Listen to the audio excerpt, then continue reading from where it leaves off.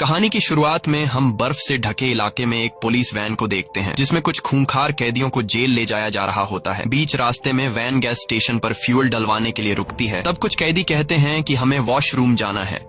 यह सुनकर गार्ड्स पहले तो उन्हें इजाजत नहीं देते, लेकिन फिर गार्ड्स सोचते हैं कि इस बर्फीले इलाके में ये लोग कहां तक भाग पाएंगे और अगर भाग भी गए तो जमा देने वाली सर्दी में ये लोग मारे जाएंगे। इसलिए गार्ड्स इन कैदियों को बाथरूम की तरफ ले जाते हैं। कुछ देर बाद सभी कैदी बाथरूम से होकर वापस वैन में बैठ जाते हैं, लेकिन तभी ऑफिसर देखता है कि एक कैदी जिसका नाम क्रेवन है वो वापस वैन में नहीं आया। और जब वो गार्ड वॉशरूम की तरफ जाता है तो वो देखता है कि क्रेवन नाम का वो कैदी वहीं पर खड़ा हुआ है। इसके बाद वो गार्ड क्रेवन को पकड़कर बाकी कैदियों के साथ जेल में लाता है और क्रेवन को सेल में बंद कर देते हैं। लेकिन यहाँ क्रेवन का रूम पार्टनर कहता है कि मुझे इस सेल में किसी और का आना पसंद नहीं। तब क्रेवन कहता है कि तुम टेंशन मत लो, वैसे भी मैं यहाँ कुछ दिन ही रहूंगा। अब जेल में क्रेवन की पहली रात तो गुजर जाती है और अगली सुबह क्रेवन जब एक्सरसाइज कर रहा होता है तो यहाँ के जो पुराने कैदी होते हैं वो क्रेवन को हल्के में लेकर उस पर हमला कर देते हैं। पर यहाँ क्रेवन उन दो कैदियों को अपना असली चेहरा दिखाता है और उन्हें पीट पीट कर उनका बुरा हाल कर देता है। अब जेल में दो कैदियों को मारने की वजह से गार्ड्स क्रेवन को पकड़कर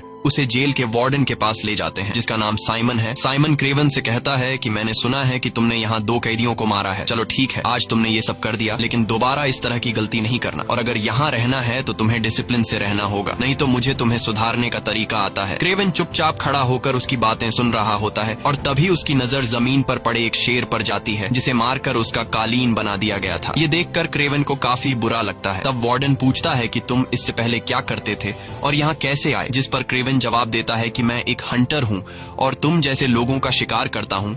ये कहते ही क्रेवन वार्डन पर हमला कर देता है और उसके गले पर चाकू से कई बार वार करके उसे मार डालता है। इसके बाद क्रेवन यहाँ से भागने लगता है और वह एक जानवर की तरह खोदते हुए दीवार से चिपककर ऊपर छत पर चढ़ जाता है। यहाँ हमें पता चलता है कि क्रेवन कोई आम इंसान नहीं है, बल्कि उसके पास सुपर नेचुरल पावर्स हैं। इस दौरान गार्ड्स उस पर गोलियां भी चलाते हैं, लेकिन क्रेवन बड़ी आसानी से गोलियों से खुद को बचाकर जेल से बाहर निकल आता है। जेल के बाहर पहले से उसका एक साथी प्लेन लेकर उसका इंतजार कर रहा होता है और प्लेन में आते ही क्रेवन माइक लगाकर किसी से कहता है कि मैंने साइमन को मार डाला।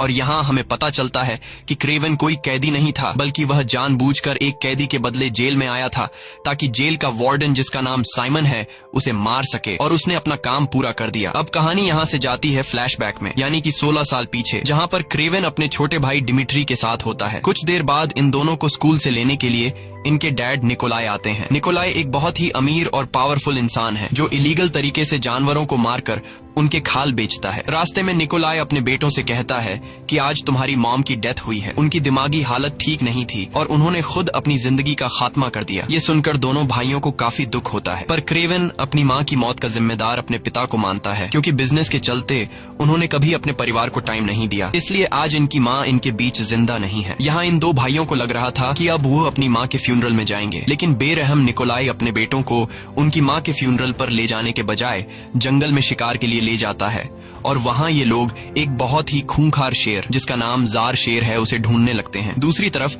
हमें एक लड़की को दिखाया जाता है जिसका नाम कलिप्सो है। वह अपनी ग्रैंड मदर के साथ होती है।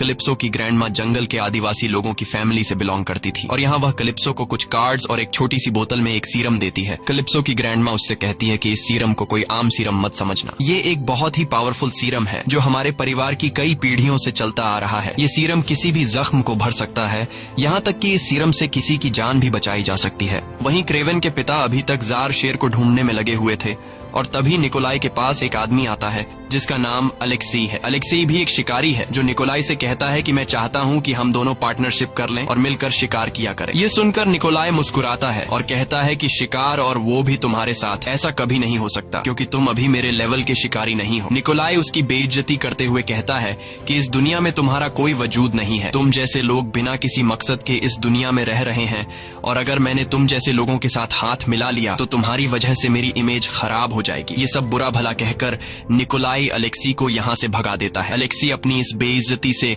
निकोलाई पर काफी गुस्सा हो जाता है और चुपचाप वहाँ से चला जाता है, लेकिन उसकी आंखों में निकोलाई के लिए उभरती हुई नफरत हमें साफ दिखाई देने लगती है। वहीं क्रेवन और उसका भाई बातें करते करते अपने ग्रुप से काफी दूर जंगल में आ जाते हैं और तभी उनके सामने इस जंगल का राजा जार शेर आ जाता है। क्रेवन अपने भाई को प्रोटेक्ट करते हुए सीधा जार शेर पर बंदूक तान देता है। जार शेर बहुत ही ज्यादा खूंखार दिख रहा था। अब इससे पहले कि क्रेवन उसे शूट कर पाता तभी जार शेर उस पर हमला खड़ा कर देता है और उसे बुरी तरह से अपने पंजों में जकड़ लेता है। अपने बेटों की चिल्लाने की आवाज सुनकर निकोलाई भी वहां पहुंच जाता है और वो शेर पर गोलियां चलाते हैं, जिससे कुछ गोलियां शेर को लग जाती हैं। अब शेर खुद को बचाते हुए वहां से जाने लगता है और अपने साथ ग्रेवन को भी दूर ले जाता है। वहीं हम कैलिप्सो को देखते हैं, जो अपने पेरेंट्स के साथ जंगल का नजारा देखने आई थी, और तभी उसे दूर जंगल में क्रेवन और वो जार शेर दिखाई देते हैं। अब कैलिप्सो क्रेवन की जान बचाने के लिए उसके पास आती है। कैलिप्सो को देखकर जार शेर वहां से चला जाता है, लेकिन जाते हुए उस जार शेर के खून का एक बूंद क्रेवन के जख्म में गिर जाता है। क्रेवन को घायल हालत में देखकर कैलिप्सो को कुछ समझ नहीं आ रहा था कि क्या करना चाहिए, और तभी उसे अपनी दादी का दिया हुआ सीरम याद आता है, जिससे हर जख्म को भरा जा सकता था। कैलिप्सो जल्दी से इस सीरम को निकालकर क्रेवन को पिला देती है, पर क्रेवन को होश नहीं आता। कुछ देर बाद वहाँ एक हेलीकॉप्टर आता है और क्रेवन को हेलीकॉप्टर में लेकर सीधा हॉस्पिटल में एडमिट कर दिया जाता है, जहाँ डॉक्टर्स क्रेवन को बचाने की पूरी कोशिश करते हैं, पर क्रेवन सांस नहीं ले रहा था। जिसके बाद डॉक्टर्स हार मान जाते हैं और क्रेवन को मरा हुआ समझकर चले जाते हैं। पर अगले ही पल क्रेवन की आंखें खुल जाती हैं और उसकी आंखें अजीब सी चमकने लगती हैं। दरअसल उस जार शेर के खून और कैलिप्सो ने जो उसे सीरम पिलाया था, यह उसी का कमाल था। और अब क्योंकि शेर का खून उसके डीएनए के साथ मिक्स हो चुका था, इसलिए बहुत ही जल्दी उसके जख्म भरने लगते हैं और क्रेवन बहुत ज्यादा ताकतवर हो गया था। यह सब देखकर डॉक्टर्स भी परेशान थे और उन्हें समझ नहीं आ रहा था कि आखिर यह सब कैसे हुआ। जिसके बाद निकोलाई अपने बेटे को घर ले जाता है। घर आकर निकोलाई क्रेवन से कहता है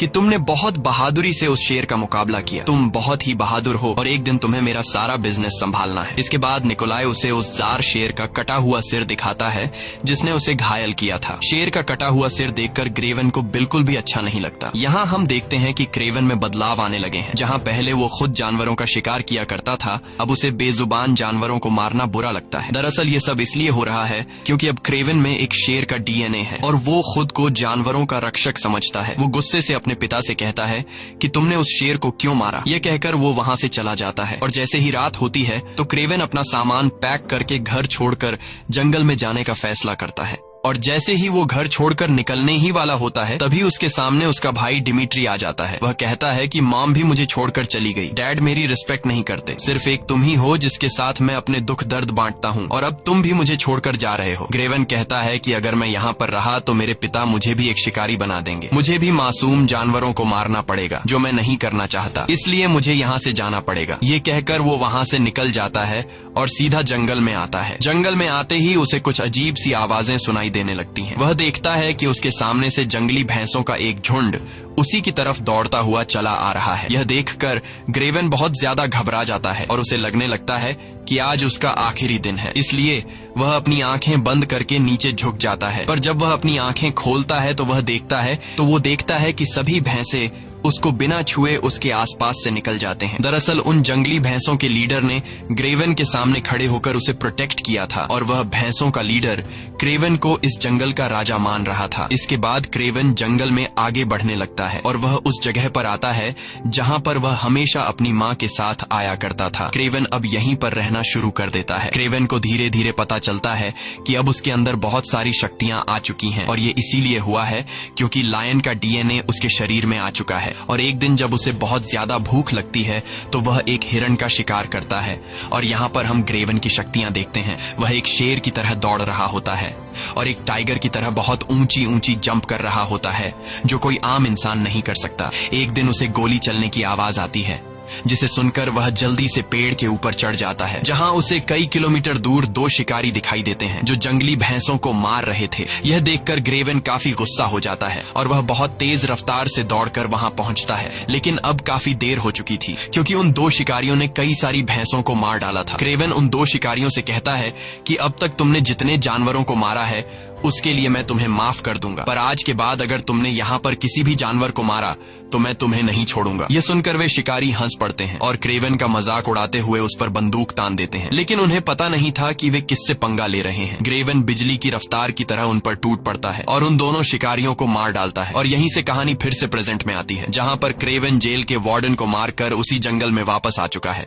जहाँ पर वह पहले रहा करता था। अगले दिन उसे पता चलता है कि फिर से जंगल में कुछ शिकारी आए हैं जो जंगली भैंसों के सींग काट कर उन्हें ले जा रहे हैं। लेकिन इससे पहले कि वे शिकारी यहाँ से निकल पाते, तभी उनकी गाड़ी के सामने क्रेवेन आकर खड़ा हो जाता है। दरअसल क्रेवेन में एक शेर का डीएनए होने की वजह से अब वो खुद को इस जंगल का राजा समझता है और उन शिकारियों को यहाँ से निकलने से रोक लेता है। तभी शिकारियों का लीडर गुस्से में अपने ड्राइवर से उस पर गाड़ी चढ़ाने को कहता है और ड्राइवर सीधा जाकर क्रेवेन पर गाड़ी चढ़ा देता है। लेकिन क्रेवेन गाड़ी के नीचे से निकलकर उन लोगों पर हमला कर देता है और एक एक करके सभी को मार डालता है। लेकिन एक शिकारी वहां से निकल जाता है। तभी क्रेवेन अपने लायन विजन से भागने वाले शिकारी की गाड़ी का नंबर नोट कर लेता है और वह शिकारी अपने बॉस के ऑफिस में जाकर उसे सब कुछ बता देता है। लेकिन तभी हम देखते हैं कि क्रेवेन उसके पहुंचने से पहले ही वहां आ पहुंचा और उसने शिकारी के बॉस को भी मार दिया और यहाँ क्रेवेन उस शिकारी को भी मार डालता है। वहीं हम कैलिप्सो नाम की उस लड़की को देखते हैं जिसने क्रेवेन को सीरम पिलाकर उसकी जान बचाई थी। कैलिप्सो अब एक वकील बन चुकी है और आज वह अपनी एक दोस्त के फ्यूनरल पर आई होती है जिसके साथ सिमियोन ने जबरदस्ती करके उसे मार दिया था। सिमियोन वही जेल का वार्डन था जिसे क्रेवेन ने जेल में मारा था और अब क्रेवेन कैलिप्सो के पास आता है। दरअसल क्रेवेन इस कार्ड को फॉलो करते हुए कैलिप्सो के पास पहुंचा था। यहाँ क्रेवेन कैलिप्सो को बताता है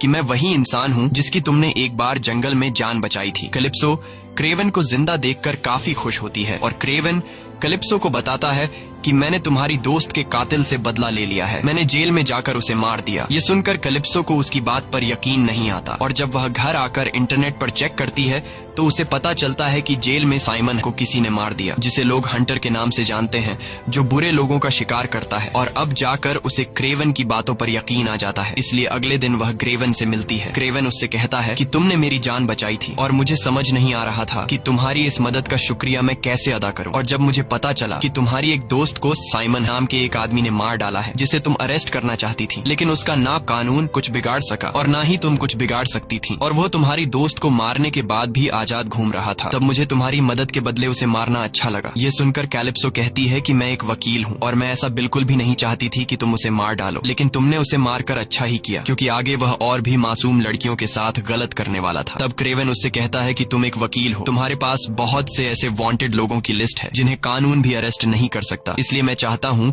कि तुम मुझे उन लोगों के नाम दो और मैं एक एक करके उन लोगों को मार डालूंगा।